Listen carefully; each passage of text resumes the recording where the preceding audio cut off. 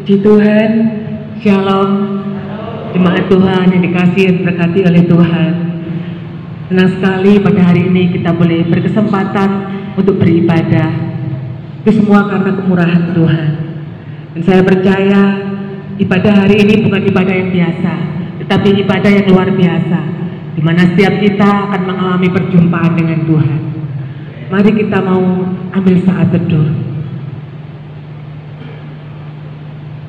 Kami bersyukur Tuhan, oleh anugerah-Mu Tuhan, kami boleh ada sebagaimana hari ini kami ada. Ini bejana hati kami, ini kerinduan kami Tuhan. Engkau melihat rasa haus dan lapar akan hadirat-Mu bergelora di setiap hati anak-anak-Mu hari ini. Terima kasih Bapa untuk kehadiran-Mu. Kami percaya ketika pujian penyembahan kami naikkan, hadirat-Mu turun melawat setiap kami, kuasa-Mu turun memulihkan hidup kami. Terima kasih Bapa, terima kasih Tuhan Yesus, terima kasih Roh Kudus. Kami dedikasikan ibadah hari ini hanya di dalam nama Tuhan Yesus.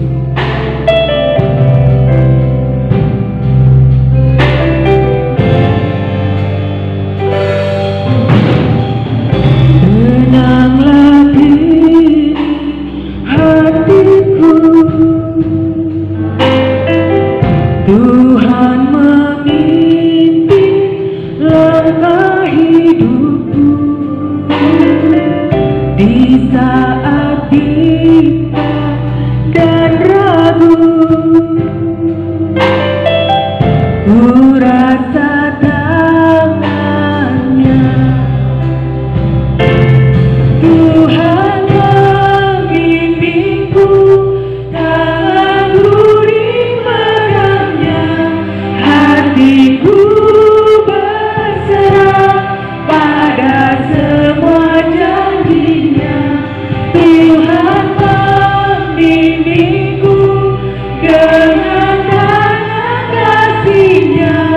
Tenanglah hatiku, sebab tanganku dipegang teguh.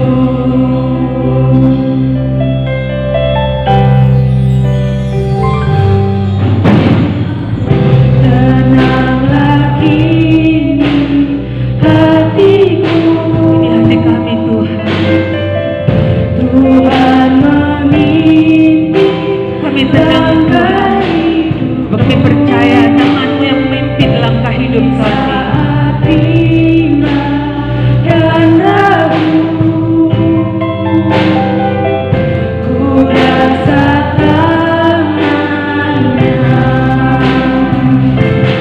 Tuhan membimbingku, tanganku dipegang-Nya. Hatiku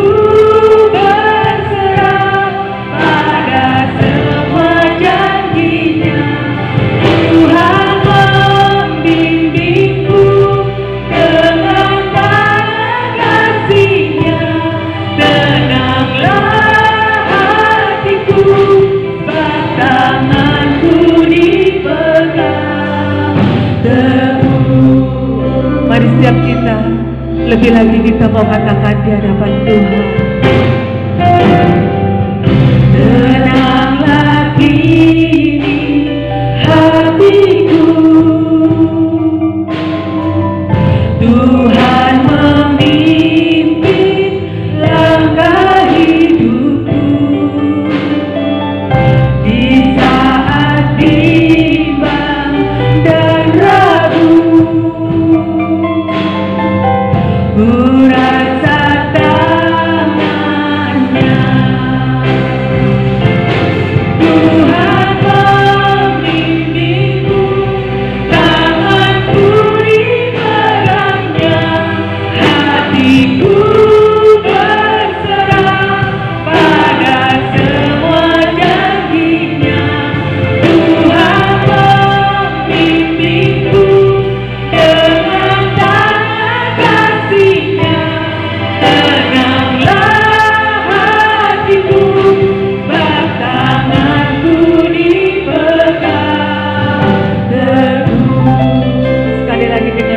iman, kita mau berserah penuh di hadapan Tuhan. Tenanglah kini hatiku, Tuhan memimpin langkah hidupku di saat bimbang dan ragu. Ku rasakan tangannya, Tuhan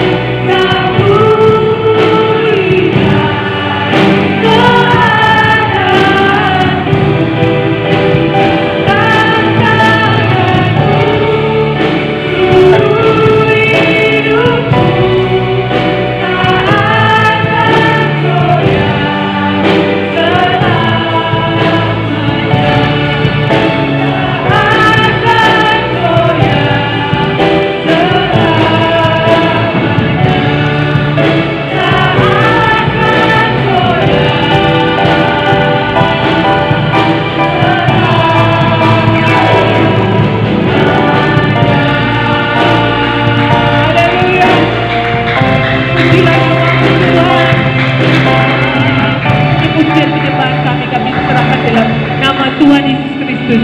Haleluya. Amin. Mari jemaat Tuhan boleh menyapa kanan kiri, kita lambaikan tangan, lebih lagi memuji nama Tuhan.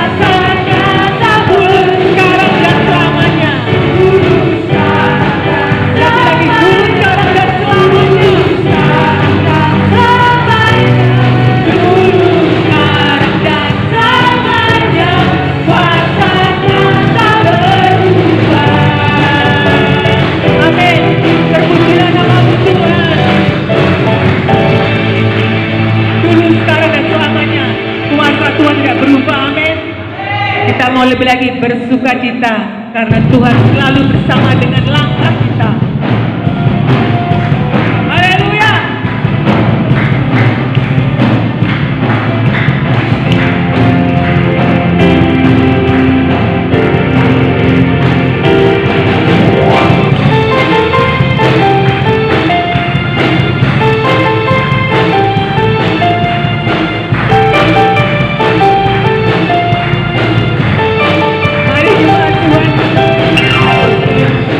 Cinta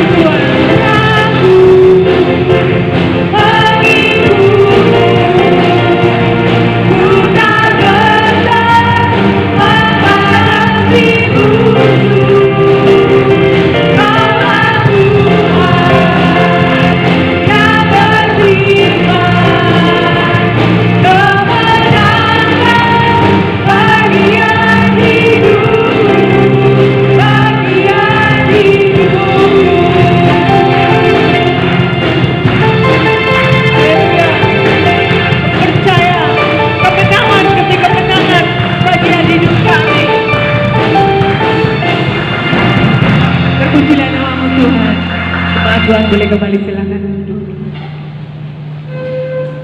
Kita mau lebih lagi persiapkan hati kita. Kita mau menerima kebenaran firman Tuhan.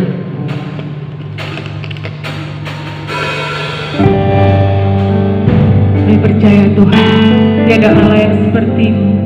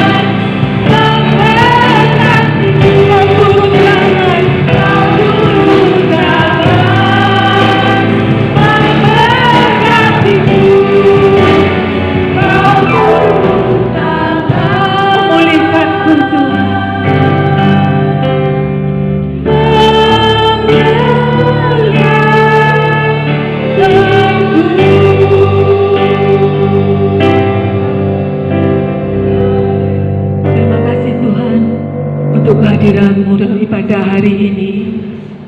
Ini waktunya Tuhan Kau berbicara melalui hamba-Mu. Sampaikan firman-Mu ya Tuhan, sebab firman-Mu adalah kehidupan bagi setiap kami. Roh Kudus, urapi hamba-Mu yang menyampaikan firman-Mu, urapi setiap kami yang mendengarkannya, sehingga setiap hari, setiap waktu ada pertobatan dalam hidup setiap kami. Terima kasih Bapa, kami mau sambut firman-Mu hanya di dalam nama Tuhan Yesus Kristus. Haleluya, amin. Jemaat Tuhan boleh kembali duduk. Dan firman Tuhan hari ini akan disampaikan oleh Bapak Gembala.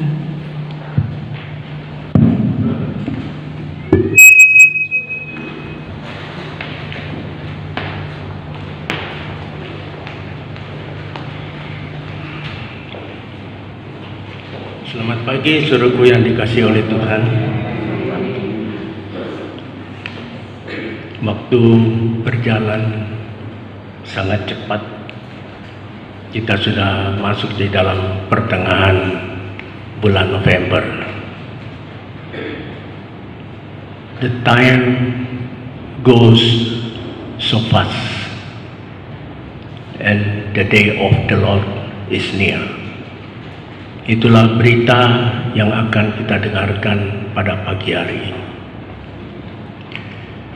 Saudara-saudara yang dikasihi oleh Tuhan, di dalam situasi kondisi sosial, ekonomi, politik, dan keamanan yang kalau anak-anak Tuhan peka akan melihat fenomena-fenomena yang sangat mengerikan. Kalau kita melihat binatang, tidak ada satupun yang pernah memakan anaknya.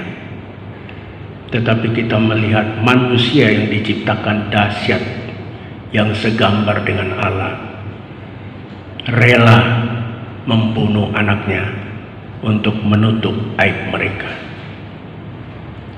Tragis sekali akhir zaman. Itu sebabnya saudaraku, Nabi Yoel bukan menakut-nakuti tetapi memperingatkan kita semuanya untuk waspada. Bangun, kata Yoel, hai para pemimpin-pemimpin, imam-imam. Minggu yang lalu saya sudah katakan imam-imam itu bukan hanya yang melayani Tuhan, tetapi semua kita. Petrus telah berkata, kamu adalah bangsa pilihan Allah, imamat yang rajani. Kita semuanya imam-imam. Jadi sungguh para rasul yang telah menjelaskan kepada kita bahwa orang-orang yang sudah dipilih oleh Tuhan itu adalah orang-orang yang dinyatakan sebagai imam-imam. Paling tidak imam bagi dirinya sendiri, bisa mengatur diri sendiri sebelum memiliki tanggung jawab yang lebih luas lagi.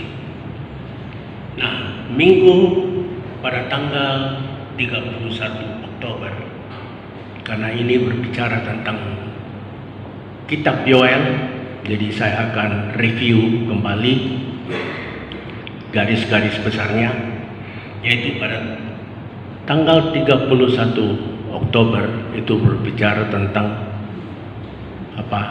bagaimana merespon kondisi-kondisi yang seperti sekarang ini, yang dulu telah terjadi dan sekarang ada lagi. Itu dikatakan oleh pengkhotbah. Jadi suruhku, kita jangan berpikir bahwa semua ini ya begitulah berjalan. Ada yang dulu ada, sekarang ada lagi. Dan itu peringatannya sama, saudara. Ada orang yang mengatakan firman Tuhan ini sudah tidak relevan, sehingga kadang-kadang pengkhotbah itu menafsir untuk menyesuaikan dengan kondisi. Tidak, firman Tuhan ini relevan dulu, sekarang, sampai selama-lamanya. Tidak akan musnahin firman Tuhan. Itu sebabnya kalau kita ada di dalam firman Tuhan, saudaraku, kita akan hidup di dalam kekekalan. Mari saya undang saudaraku ya. Minggu lalu tanggal 7 itu berbicara tentang himbauan, panggilan untuk bertobat. Ya, Joel, kalau kita sudah melihat kondisi-kondisi yang sulit, menyikapinya, meresponinya dengan apa? Bertobat, menyesali, sadar dan bertobat. Bangun. Yang kedua, setelah bangun, datang kita di dalam pertobatan, dipanggil, sebab Tuhan mau seluruh pertobatan kita ini akan memulihkan kehidupan kita. Nah, pada hari ini kalau pertobatan itu kita lakukan, pemulihan itu akan terjadi.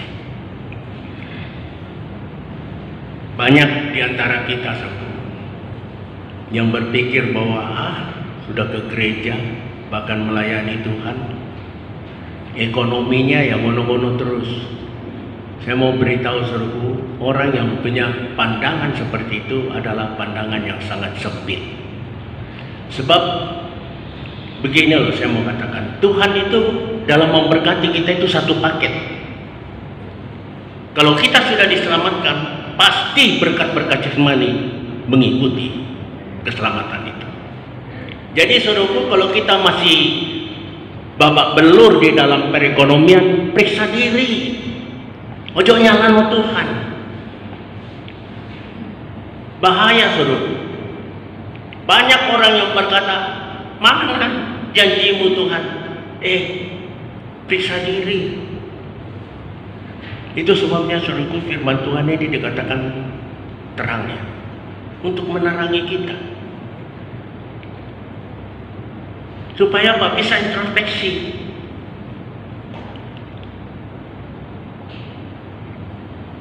Roh kita ini sebagai alat bagi Tuhan ya, untuk menjadi terang, menerangi kehidupan kita. Supaya apa? Kita bisa introspeksi. Itu kata firman Tuhan. Jadi saudaraku yang dikasihi oleh Tuhan, jangan bosan-bosan untuk membaca firman Tuhan, janji-janji Tuhan. Kalau saudara sudah demikian, berkat itu yang mengejar saudara. Saya mau beritahu saudara, dan saya sudah berulang-ulang mengatakan, saya ini lahir ya kelas 2 SD, papa mama sudah tidak ada. Kelas 2 mama tidak ada. Kelas 4 papa tidak ada. Jadi yatim piatu dalam umur yang relatif masih sangat membutuhkan satu figur untuk membimbing kami. Nah, kebetulan mama punya adik yang married dengan Bapak Supardi, orang Jawa. Kami diangkat, dan dia tidak mengatakan diangkat. Pada saat itu administrasi masih kacau balau. Dia langsung mengatakan ini anak kandung saya. Jadi satu saya itu anak kandungnya Supardi. Nah, saudaraku yang dikasih oleh Tuhan, kami langsung 5 orang loh. Dilala kersaneng Allah, papa saya Supardi itu dengan mama saya tidak punya anak. Jadi betul-betul kami seperti anaknya sendiri. Tetapi yang namanya cuma sersan mayor tuh, langsung punya anak yang sudah besar-besar begini membutuhkan biaya, kedodoran mereka. Ya, sampai kami di SMP, papa saya itu sangat bertanggung jawab, mama saya bertanggung jawab.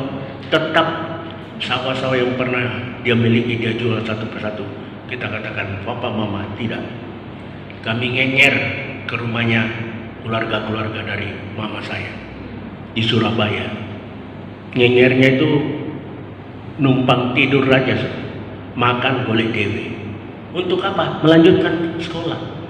Lulus SMA tidak bisa melanjutkan ke perguruan tinggi, ke Jakarta. Itu pun dipanggil sama om jadikan supir. 2 tahun saya jadi supir di situ. Om lihat anak ini kok pintar, kuliah, dikuliahin tuh. Tapi waktu saya masuk kuliah, dibayarin. Selanjutnya saya cari sendiri. Saya jadi supir taksi setelah kuliah, setelah pulang kuliah. Coba, waktu saya masuk pegawai negeri keluar, wah, saya masuk dalam satu perusahaan swasta ya. Di situ saya dimaki-maki. Saya disuruh kakak saya, sudah, daripada pegawai negeri gajinya dikit, lu masuk sini. Saya kan masuk harus belajar dulu. Pegawai negeri kerjanya cuma nongkrong di meja, nggak kerja. Lu baca-baca aja, keluar dong. Saya seruku waktu di swasta 1 tahun saya belum dipecat, dan saya tidak dipecat. Saya berhenti dengan hormat. Saya dipanggil 1 tahun itu. Janganlah begitu, 2 orang temanmu nih dipecat, kamu saja tidak. Coba suruh. Kenapa? Waktu saya pegawai negeri punya kontribusi.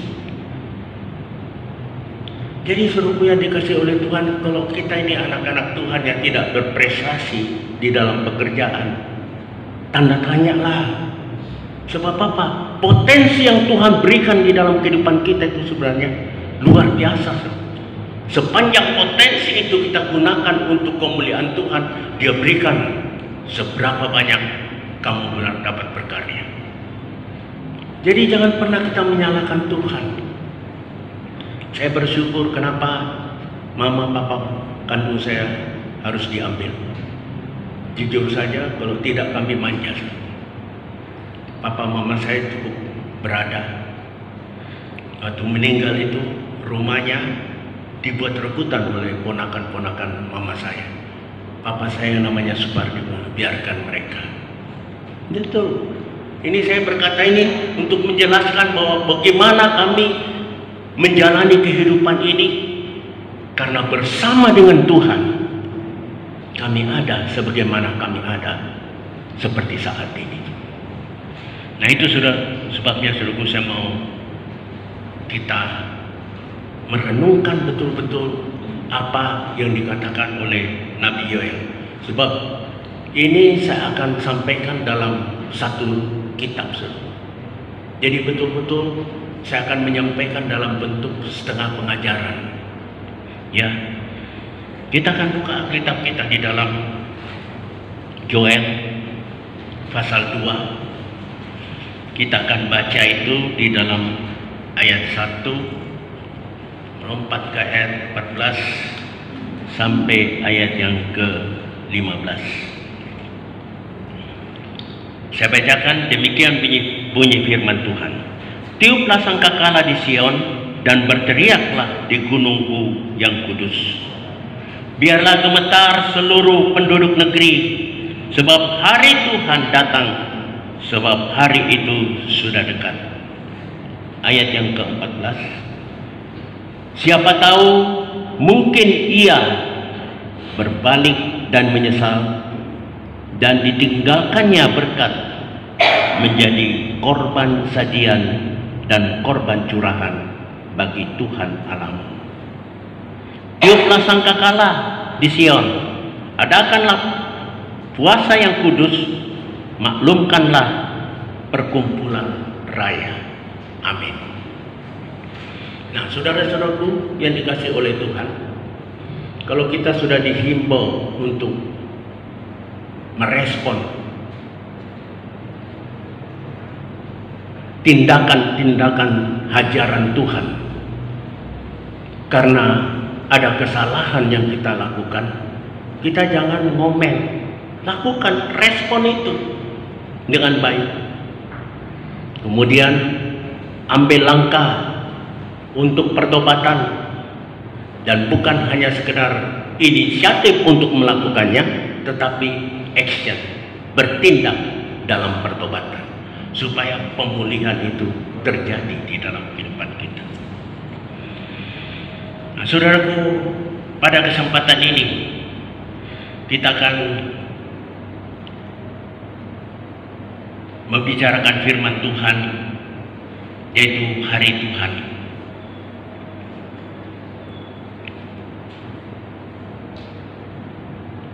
Firman Tuhan ini ialah tentang mendekatnya hukuman Tuhan akibat dari kesalahan-kesalahan kita. Nah, pada saat itu adalah bangsa Yehuda yang begitu mengandalkan dewa-dewa kesuburan. Dia anggap dengan berharap kepada dewa maka semuanya akan beres. Tanaman yang mereka tanam akan tumbuh, tanah akan memberikan kesuburan. Tetapi mereka tidak tahu bahwa ada Tuhan di atas segala Tuhan yang memiliki kuasa lebih daripada dewa-dewa itu. Pengharapan-pengharapan kepada dewa menjadi sia-sia karena tidak berharap kepada Allah semesta alam. Nah, itu sebabnya dalam kondisi yang sulit hari Tuhan menimpa mereka, Nabi Yoel menghimbau, memerintahkan umatnya untuk melakukan tindakan-tindakan ini, yaitu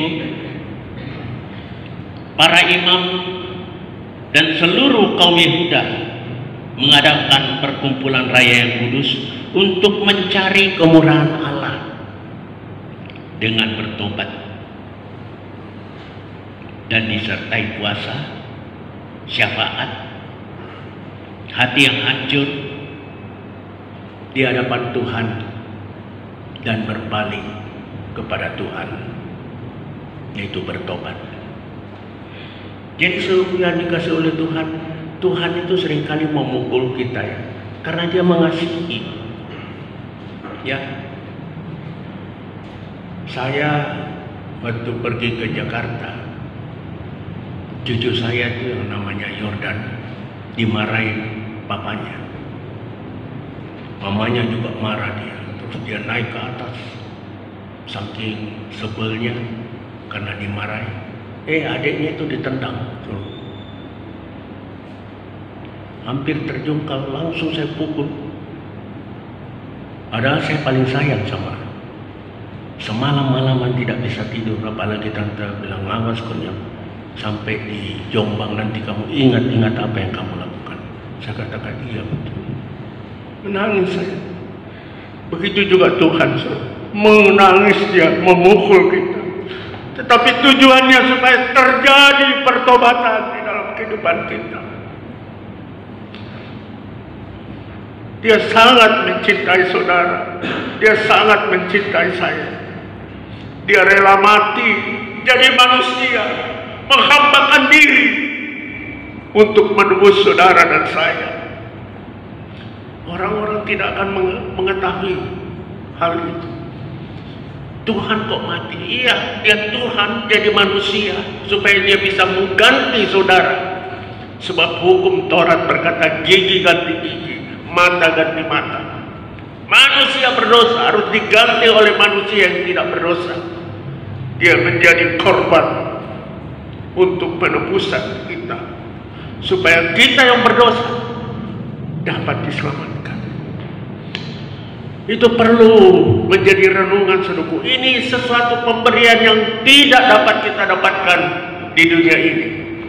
Kita memiliki seisi dunia pun kita tidak bisa beli keselamatan itu.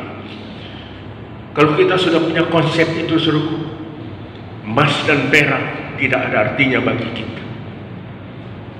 Ya, bahkan emas dan perak yang tidak berarti itu datang sama seperti zamannya Salomo. Tembaga tidak laku karena emas dan perak berlimpah. Begitu juga dengan kita, saudara. Saudara mungkin berpikir apa? Saya tidak pernah, saudara. Ya, ada orang berkata, oh, om itu nyuruh-nyuruh ke gereja supaya dapat kolektor. Gereja di mana saya melayani, gerejanya Tuhan, tidak ada kolektor, tidak pernah teriak-teriak persembahan, Waktu membangun saja tidak ribut, apalagi hanya sekedar isi perut ini. Saya ngomong apa adanya nih suruh, tetapi luar biasa. Anak-anak di dalam kondisi yang sulit, mereka jobnya luar biasa. Sehingga Siska yang tidak punya pembantu, suster, untung-untung suaminya itu bekerja hanya 3 kali dalam 1 bulan, 3 hari. Masuk, tidak masuk. Jadi kadang-kadang kalau mereka dua-dua kerja, terpaksa mama mertuanya dipanggil untuk jaga anak. Karena apa? Pekerjaan melimpah.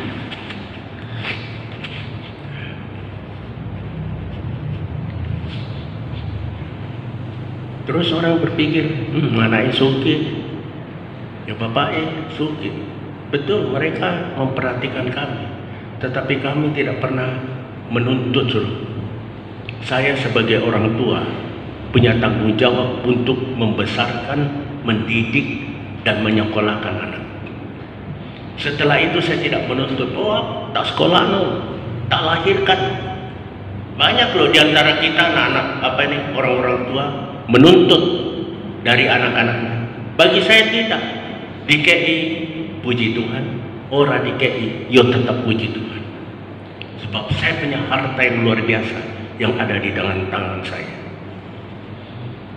Saya sudah sering kali saksikan saudaraku, ini pemegang duit nih. Waktu itu kita masih bendahara di sini, dia mau merit, aku minggu nggak masuk loh, mau ke Surabaya beli pakaian pengantin karena beliau mau merit. Berangkat gitu terus sangka, minta kunci persembahan sebab nggak ada duit. Saya katakan jangan mau mempermalukan nama Tuhan, biarkan. Nggak ada duit. Hari Sabtu itu hari Jumat, hari Sabtu datang seseorang memberikan 700.000. Saudaraku yang dikasih oleh Tuhan, duit itu kecil bagi Tuhan. Kalau hidupmu berkenan, orang tuamu saja memperhatikan. Kamu meminta ikan, nggak mungkin dikasih ular, ya. Oleh orang tua, apalagi Tuhan kita. Asal kita mau bertobat, ya. Di sini katakan, hai para imam, pemimpin-pemimpin, ayo kita menjadi teladan di dalam gereja ini. Saya disuruh punya prinsip, saya tidak mau disuruh. Pada saat uraian tugas, job description yang saya ditanggungkan kata saya, tanpa saya disuruh saya sudah lakukan. Saya tidak mau menjadi orang jajahan. Jajahan itu disuruh dulu baru melakukan. Kita ini banyak disuruh jadi orang jajahan, senang disuruh. Kalau saya tidak, setelah tahu tugas saya lakukan tuntas. Saya sudah pernah cerita di pegawai negeri itu, orang bertumpuk buku-bukunya, saya kosong. Nah, orang pikir, nggak ada kerjaan, nggak pernah dikasih kerjaan.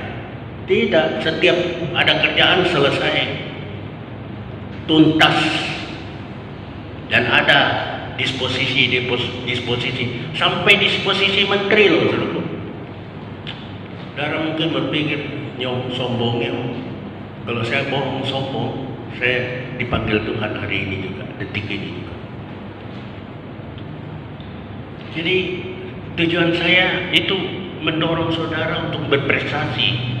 Dimanapun kita ditempatkan, mari kita buat yang terbaik. Terus melalui pertobatan ini, Tuhan menjanjikan apa? Para imam dan seluruh Yehuda yang melakukan pertobatan dengan sepenuh hati. Sepenuh hati itu, hatinya itu dikoyak. Jangan baju itu dijahit. Kalau hati dikoyak itu nggak bisa dijahit lagi. Nah, nanti Tuhan ganti hati yang baru. Dengan hati yang baru itu membuat kita itu betul-betul pertobatan yang benar. Orang yang bertobat itu ya, pertobatan yang benar itu membuat Roh Kudus itu datang di dalam kehidupan kita. Pemulihan terjadi, dan pada saat pemulihan terjadi, mau tidak mau Allah Roh Kudus itu datang di dalam kehidupan kita. Kenapa saudaraku? Akhir zaman ini kita melihat Israel sedang membangun Bait Allah. Dia getol gali-gali di wilayah sekitar Dome of the Rock, Masjid Al-Aqsa, dan tembok ratapan. Arkeolog di situ. Tujuannya untuk membangun Bait Allah yang ketiga. Sebab yang pertama sudah dihancurkan, yang dibangun oleh Salomo dihancurkan oleh Nebukadnezar. Terus yang dibangun oleh perkenanan Raja Persia, ya, Kores, yang membuat Serubabel, Imam Serubabel yang membangunnya, itu dihancurkan oleh Kaisar Titus. Kenapa yang ketiga ini enggak? Sebenarnya Tuhan, Bait Allah itu kamu, saya ini, kita ini. Biarlah Roh Kudus tinggal di dalam hidup kita. Ayo persiapkan hidup ini. Mana mau ya ada seorang ribut dan lapor ke dia, ini anakku begini, anakku begini. Kenapa dia ribut? Karena anaknya yang tinggal bersama dia itu jorok, sedangkan dia pembersih. Ribut terus. Kadang-kadang dia kalau pergi, sudah kamu yang tempati deh, supaya aku tinggal sama orang, ada orang yang nampung saya. Tapi di sana dia nangis, aduh si anakku makan nggak ya di sana, sebab anaknya ini pemalas. Nah, saya mau katakan sekolah Alkitab ini banyak loh, kita ini anak-anak Tuhan terus jadi terus berharap, tidak mau berprestasi, tidak melakukan yang terbaik. Kita anak-anak Tuhan harus beda sebenarnya. Lihat Sadra, Mesak, Abednego dan Daniel. Mereka ditempatkan di situ, orang buangan, tetapi mendapat posisi penting. Apa sebabnya? Karena mereka memiliki hikmat dari Tuhan. Saudara juga demikian. Saya tidak memuji diri. Kenapa saya keluar dari pegawai negeri? Saya mau katakan setiap bulan puasa saya pasti jadi panitia. Saya Kristen loh, jadi panitia. Panitianya apa? Yang keren lagi, jemputin ustadz. Datang situ, saya jemput, langsung disambut, selamat malam Pak Salombe. Tahu lagi nama saya. Saya sendiri hanya tahu belum ini. Dia sudah akrab itu. Harusnya kan saya yang tahu, ya Pak. Dia sudah tahu. Nah, dia cerita tentang Isa. Saya katakan, sama kok. Apa bedanya? Sudah. Mualaflah saya. Di bawah siapa? Satya Derajat, Dirjen Bimas Islam, dengan tanda tangan Abdul Haris Nasution, Jenderal Bintang 5. Ini saya ngomong di sini dulu, direkam. Jadi kalau saya bohong ada yang nuntut nanti. Benar. Tetapi setelah berjalan setiap hari Jumat, sekjen saya itu menantunya Insinyur Juanda. Salombe suruh tunggu di masjid. Ini menteri dia, saya. Sampai orang-orang mengatakan, wah bakal moncer kamu karier. Tetapi saya berkata, Tuhan, saya tidak mau. Saya kembali menangis di Agit, pendeta GBT Jalan Mahoni. saya menangis di situ, Om, perlu nggak saya keluar dari pegawai negeri? Jangan, tetap di situ. Saya keluar, saya diangkat oleh kelompok Kristen untuk menjadi wakil persekutuan doa. Mereka pergi ke masjid, saya adakan persekutuan doa di kantor perindustrian. Jadi sesuatu yang dikasih oleh Tuhan, mungkin saudara berpikir memang duit saya tidak ada, tetapi saudara, tentang Kristus saya rela mati untuk mempertahankannya. Apalagi cuma sekedar duit. Makanya seluruh yang dikasih oleh Tuhan, jangan sampai kita meninggalkan Tuhan hanya karena perut. Oh, Tuhan kok nggak datang-datang, nggak memberkati. Ya lebih baik saya cari yang lain. Ini orang Yehuda begitu, orang Israel Samaria juga begitu. Akibatnya Tuhan mendatangkan malapetaka yang lebih parah daripada kerajaan utara. Tindakan-tindakan yang sudah dilakukan itu, ya, inisiatif harus disertai dengan praktek. Ide-ide saja tidak mendatangkan pemulihan. Itu sebabnya Nabi Yoel menyarankan untuk melakukan pertobatan dengan cara demikian. Memaklumkan pertobatan bagi seluruh kaum Yehuda di gunung Tuhan yang kudus sebagai persiapan diri menghadapi hari Tuhan yang sangat mencekam, disertai dengan tangisan. Inilah pertobatan yang benar. Berkumpul, datang ke gunung Tuhan yang kudus, menghampiri hadirat Tuhan. Mungkin saudara berkata, loh di sini nggak ada gunung Sion kok. Hadiratnya Tuhan. Kita kalau melihat hadirat Tuhan, ya, kita tuh tidak berani kalau kita merasakan, ya, di dalam roh kita ada di dalam hadirat Tuhan.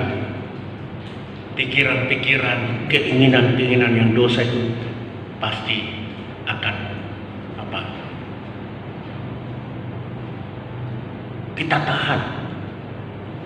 Kita tidak biarkan keinginan-keinginan yang tidak berkenan di hadapan Tuhan itu tumbuh di dalam kehidupan kita. Setiap baru mau langsung kita padamkan.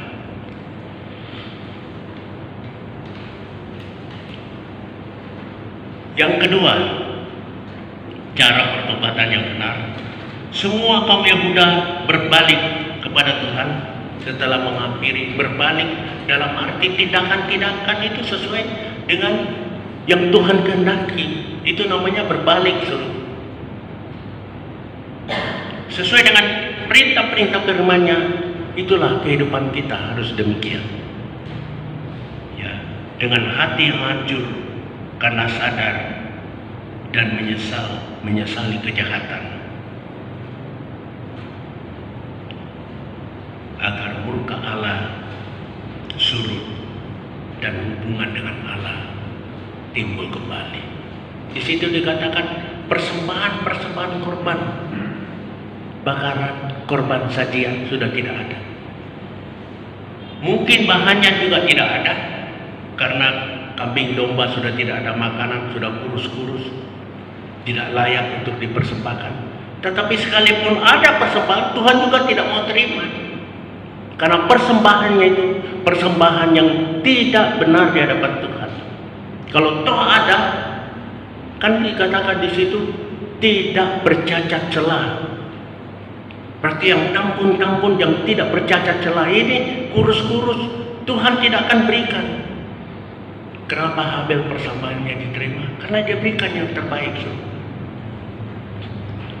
Jadi dengan kembali kepada Tuhan, korban persembahan kita dapat diterima oleh Tuhan. Yang ketiga,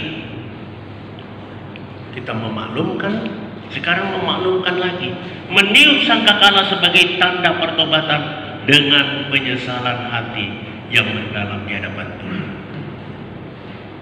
Coba Saudara Joko bacakan ayat 15 sampai 17. Pasal 2 ya.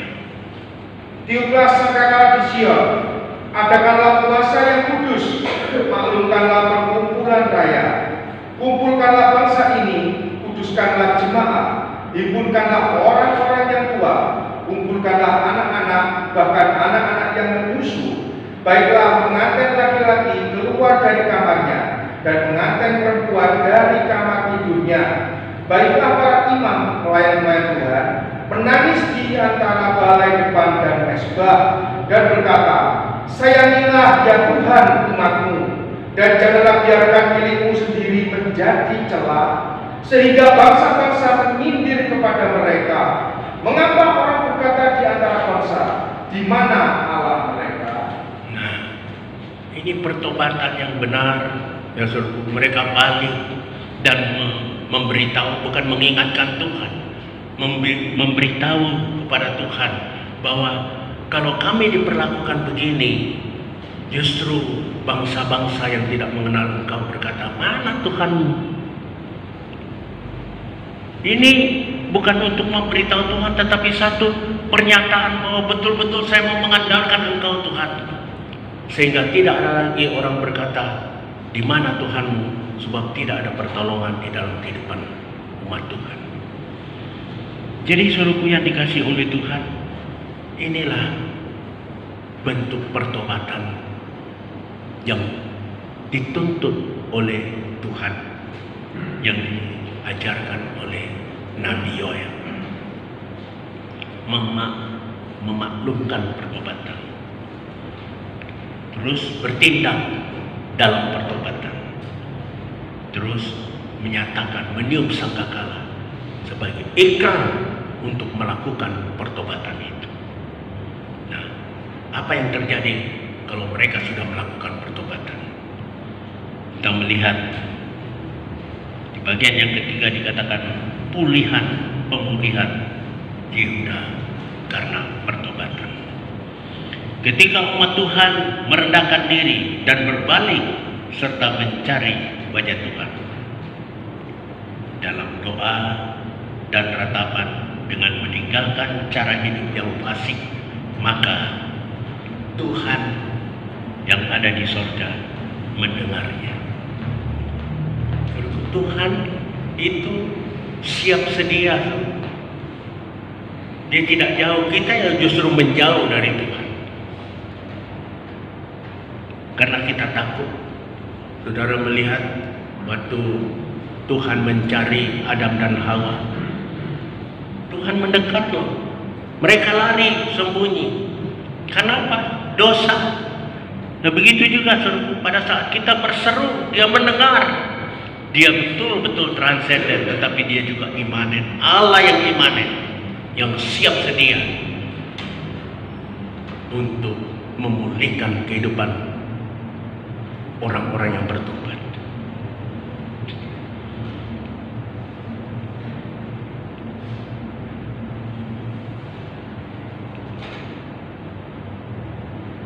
Terus umat Tuhan setelah terjadi pemulihan, kita melihat berarti kita memuji-muji Tuhan, memuji dengan hati, ya betul-betul memuji Tuhan, bukan karena disuruh.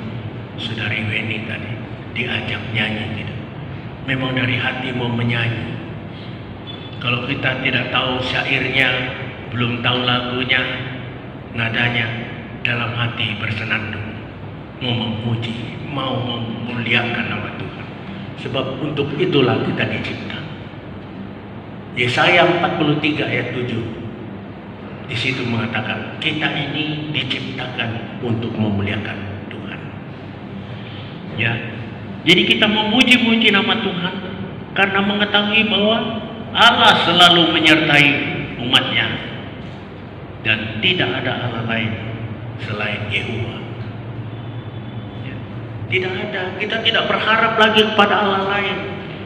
Berharap hanya kepada Tuhan. Tidak berharap kepada gereja, tidak berharap kepada pendeta, tidak berharap kepada siapapun, tetapi berharap kepada Tuhan. berharap kepada Tuhan itu dengan hidup berkenan, hidup dengan pertobatan. Ini bukan amin yang ngomong, saudara. Ini firman Tuhan. Lakukan. Saya jamin, pasti janji-janji Tuhan akan nyata di dalam kehidupan kita semua. Sebagai penutup, kaum Yehuda dan Israel adalah gambaran kehidupan umat manusia. Manusia cenderung menyukai hal-hal yang bersifat instan dan mudah mendapatkannya. Ya, saudaraku, ini mereka itu sama dengan kita. Itu sebabnya seperti yang saya katakan dalam kutipan pengkhotbah, yang dahulu ada, sekarang juga ada. Jadi dunia itu berputar, balik mana, nanti sebentar lagi kita bulan Desember, ya, pada dia bulan ini, bumi ini berputar pada orbitnya, ya. Nah, dia kembali pada posisi Januari lagi, berputar lagi, balik lagi. Kehidupan itu sebenarnya begitu. Pernik-pernik perkembangan itu hanya bagian-bagian dari antropologi budaya manusia. Tetapi pada hakikatnya hidup kita itu hanya dua dasarnya. Kasihilah Allahmu dengan segenap hatimu, dengan segenap jiwamu, dengan segenap kekuatanmu, dan kasihilah sesamamu sama seperti engkau mengasihi dirimu. Hanya itu, saudara. Kalau kita bisa bawa hidup kita di dalam filosofi hidup seperti itu, saudaraku, you don't need to worry about your physical need. Tidak perlu takut dengan kebutuhan jasmani. Tuhan akan penuhi. Kalau kebutuhan jasmani kita sudah selaras dengan firman Tuhan, kebutuhan jasmani pasti. Seringkali berkata, lihat itu orang cari kerajaan Allah dengan kebenarnya. Lihat itu getol, si Amin sudah khotbah. Kok gerejanya ngono-ngono terus, nggak nambah-nambah. Saudaraku, gereja kita ini bisa berkembang bukan bergantung pada si Amin seorang. Kita ini kelompok umat. Makanya saya menyampaikan firman Tuhan agak keras. Ada jemaat orang datang untuk konsultasi dengan saya. Amin, ini gereja ini supaya berkembang harus begini. Ya, cerita panjang lebar. Saya bilang, ya, sudah cukup. Oke. Saya tahu semua konsep-konsep seperti itu. Tetapi mari kita mau belajar firman Tuhan. Saya melakukan sesuai dengan kapasitas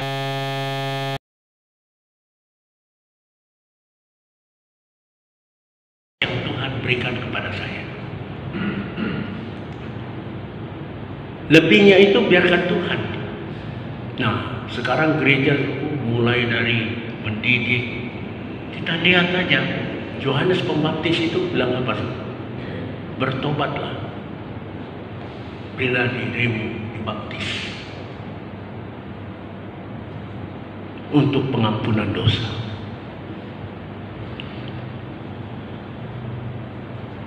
Dan rasul-rasul berkata juga demikian, bahkan ditambahkan, maka engkau akan menerima Roh Kudus. Siapa yang membaptis kita dengan Roh Kudus? Sekarang pendeta sudah punya ambil perannya Tuhan.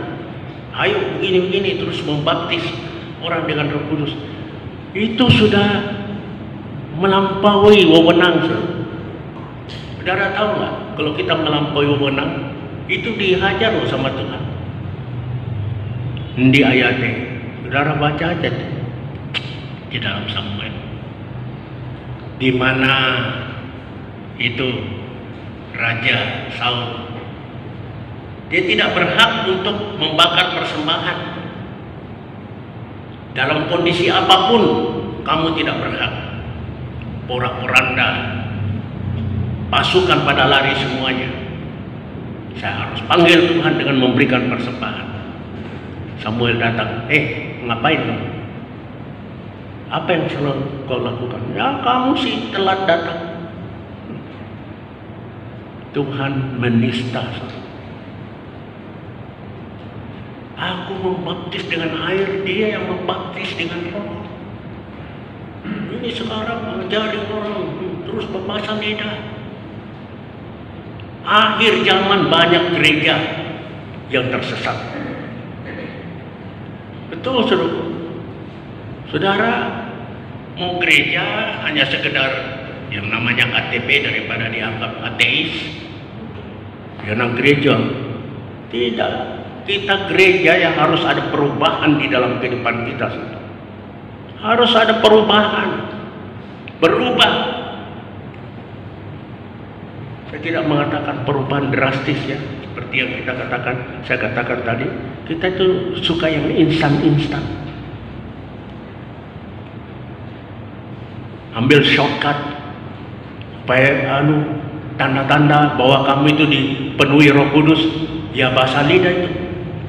Nah, dia mulai tanya bahasa lidah, bahasa roh.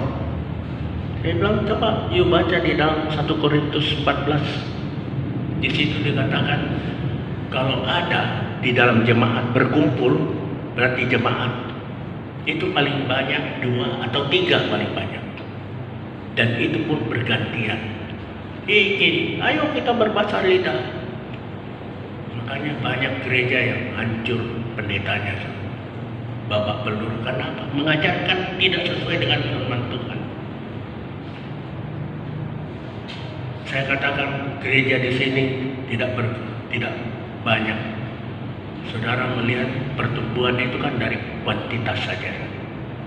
Kualitas dulu.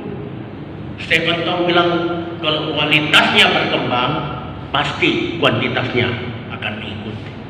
Tenang aja, kalau kita dewasa nanti tahu-tahu Tuhan kasih tanah sebelah ini. Tapi kalau kita begini-begini terus melayani Tuhan, ya untuk kebaktiannya tak kalah daripada dipeleroi omamin kok.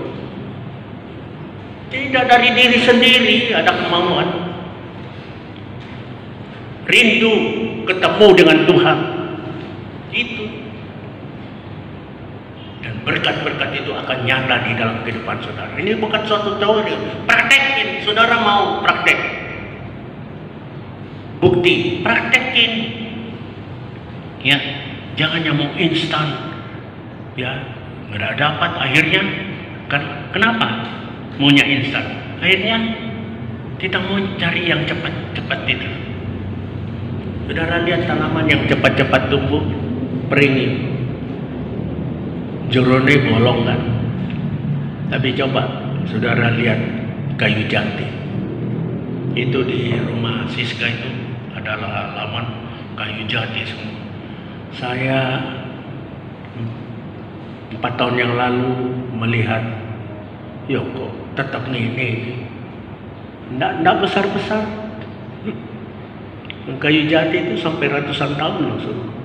Apalagi kayu eboni yang ada di Sulawesi Tengah, Palu. Wah, itu mahalnya bukan main. Namanya kayu hitam. Waduh, itu tumbuhnya lambat, tetapi bahkan umurnya ratusan tahun. Tetapi kalau harganya seru, ya itu lebih tinggi daripada kayu jati. Begitu juga dengan instan, step by step.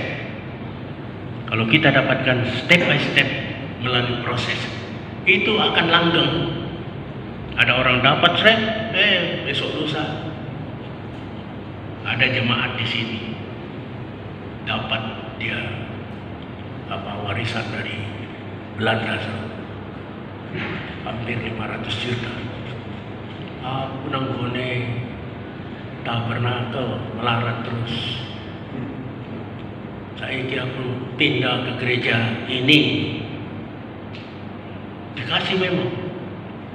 Saudara tahu beberapa tidak sampai puluhan tahun, tidak sampai 5 tahun, sekarang habis-habisan lagi.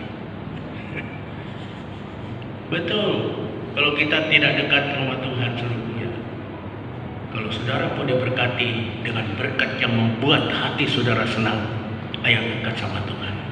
Dapatkan kerajaan Allah itu dulu, baru kita menuntut dari Tuhan. Kalau kita sudah dapat kerajaan Allah, itu pasti kita tidak akan perhatikan. Ya, kalau saudara masuk di restoran, kemudian yang saudara pesan, yaitu misalnya steak, ya. Di Jakarta itu ada, di sini bone-cave, ya. Tapi di Jakarta itu yang namanya candy itu lebih enak, sebab itu sapi-sapi dari luar negeri. Nah, nanti ada apa acar, ada apa itu, karena enaknya kita tidak tertarik dengan makan itu, kan? Betul, kan? Begitu juga dengan kerajaan Allah. Kalau kita sudah dapatkan dengan kebenarannya, itu tidak akan kita perhatikan, tetapi itu akan menuntut. Ada di meja kita. Kita tidak perhatikan lagi, bahkan kita bagi-bagikan ke orang. Begitulah kerajaan Allah kalau kita sudah dapatkan seluruh. You have to pay the cost. Oh, kalau gitu keselamatan kita harus bayar. Tidak. Sudah dikasih, ya, tinggal makan gratis. Apalagi, ya, tugas kita itu makan, menikmatinya. Dan itu we have to pay the cost. Kita harus duduk, nikmati, ambil pisau, kita ini. Kalau kita mau mengatakan, itu kan baby yang harus disuapin, ya, kita ini sudah anak, orang dewasa. Mari berbuat yang terbaik. Tuhan itu tidak langsung untuk memberikan. Sebab apa? Dia mau proses. Pada saat kita melakukan sesuatu, dia mau proses kehidupan kita. Supaya pada saat berkat itu diturunkan atas kita, kita dapat mengelolanya, memanage dengan baik untuk kemuliaan Tuhan.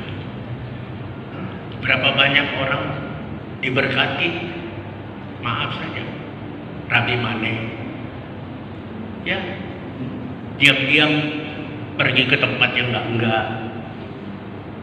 Ya, jujur saja, rumah tangga hancur. Itu yang saudara mau. Iblis mau yang begitu, mau jalan langsung dikei. Ya, minta sama iblis langsung diikat biar hancur sekalian kamu. Kamu belum mampu mengelolanya, biar hancur sekalian. Pencuri datang untuk membunuh dan membinasakan, tetapi Tuhan datang untuk memberikan hidup di dalam segala kelimpahan. Amin. Kiranya Tuhan memberkati kita semua.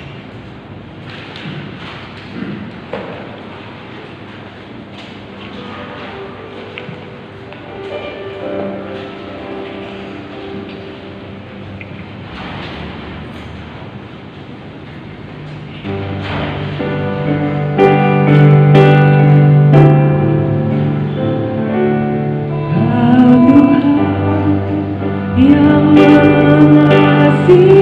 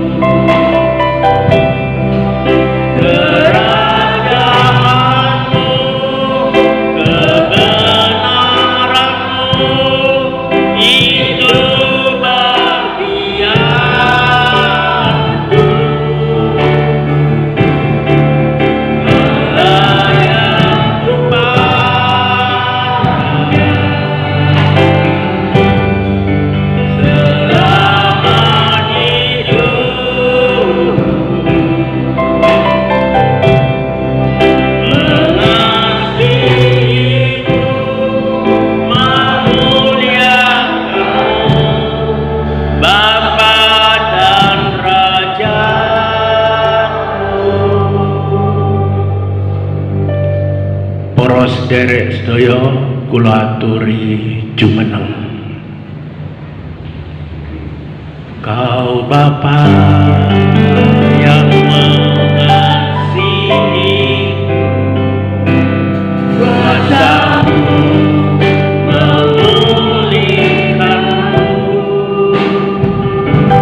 hati yang baru Kau berikan untukku dapat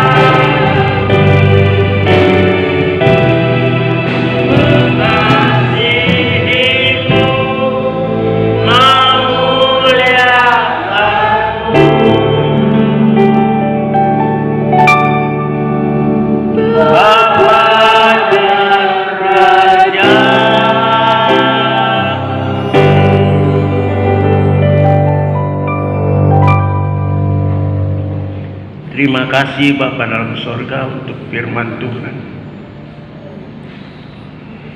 Kalau Tuhan mendatangkan malapetaka, cambukan di dalam hidup kami, ada sesuatu yang Tuhan tidak berkenan, yang Tuhan mau kami bertobat di dalam itu. Tuhan, terima kasih untuk kebaikan Tuhan. Biarlah firman Tuhan ini memberi pencerahan bagi kami untuk senantiasa kalau ada sesuatu hal-hal yang tidak berkenan, yang tidak enak bagi kehidupan kami periksa diri kami.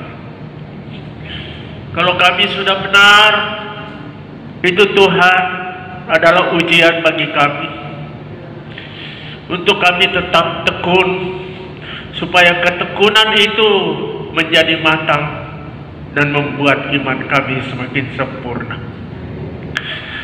Tetapi kalau ada yang salah Tuhan, biarlah kami mau terbuka di hadapan Tuhan, mohon belas kasihan, mohon Roh Kudus menyertai.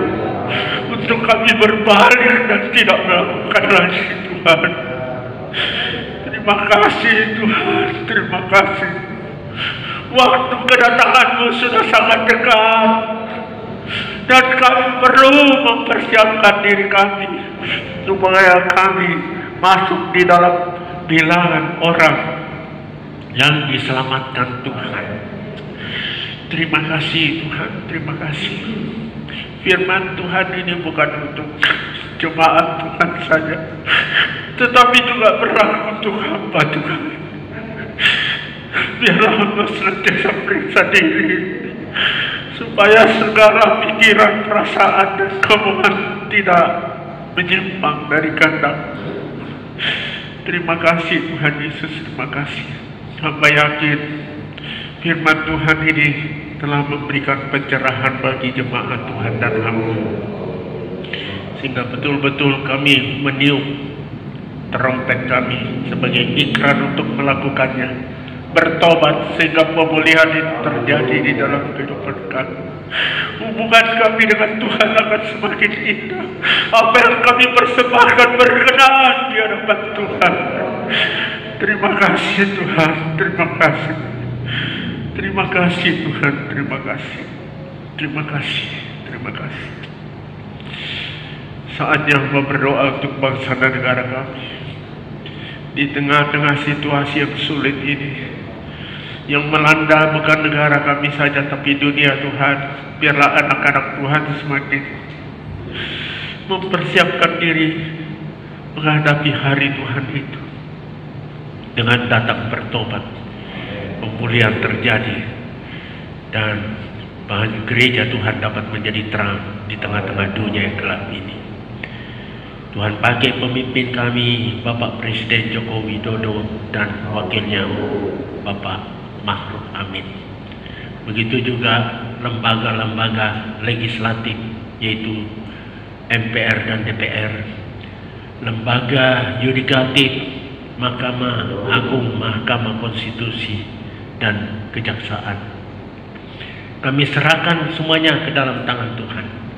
Biarlah ketiga lembaga ini bekerja bersama-sama untuk mendatangkan kesejahteraan sosial bagi seluruh rakyat Indonesia.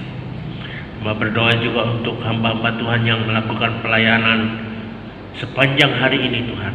Urapi mereka, pakai mereka, supaya pelayanannya menjadi berkat buat jemaat yang Tuhan percayakan untuk mereka gembalakan. Terima kasih Bapak, terima kasih. Terima kasih.